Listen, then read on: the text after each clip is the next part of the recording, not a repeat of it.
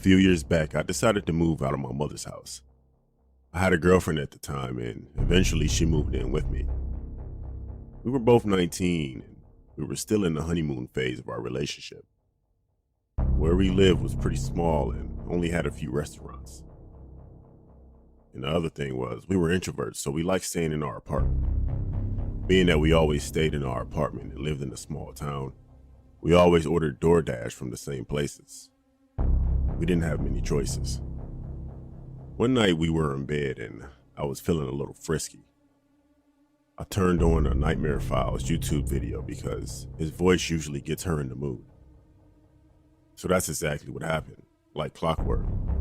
I turned on one of his videos and she was all over me. Anyway, we were hungry and I ordered some food on DoorDash.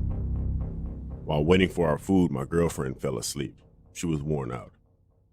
There was a Wingstop near our place and I would always order from there. It was always the same dasher every time. So there was some trust there. In the delivery instructions, I put the code to get in the building. I picked the option where it cost more to get there quicker, but 30 minutes went by and still nothing. I was already notified that my food was picked up about 15 minutes ago. But then I noticed that the delivery driver was right by my apartment building on the DoorDash map and has been there for about 8 minutes already. I looked outside my third-story window. Then I saw the same car that always delivers here. The lights were on and the car was running. I went to my bathroom real quick and all of a sudden, I heard my buzzer go off as if someone was at the front door downstairs and wants to get in. That's weird because the only person I was expecting was the DoorDasher, and he has the code. I walked to the intercom and I said, hello? Can I help you? Yeah, it's your DoorDasher, and I got jumped by some guy. He took my phone and the screen was unlocked, so at this time you should maybe call the cops. He's on his way up to your apartment. I buzzed the actual Dasher up, and as he was saying that, there was a knock at my door. All I heard after this was, "Hey, it's your DoorDasher. I have your order." I didn't say anything. Then another knock. I told him just leave it, and then he said, "Nah, I can wait. The people around here look pretty sketchy." I then told him it's okay and I'm not dressed. I told him to leave after that. Then there was a pause. "So, what exactly are you wearing?" And the guy started messing with the door handle trying to get in. I had a complete brain fart. I forgot to call the cops.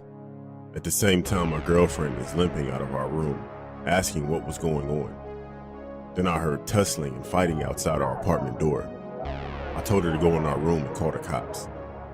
I opened the door and the DoorDash guy was getting choked and beat up on the ground by the crazy guy. So I did what anyone else would do in the situation. I closed the door and I ran back in the apartment. That dude was so big. There was no need for both of us to get beat up or killed, so I'm good. I heard the fighting stop, and then there were more knocks at the door. "Hey, it's your DoorDasher. I have your order." I thought to myself that this guy was out of his freaking mind.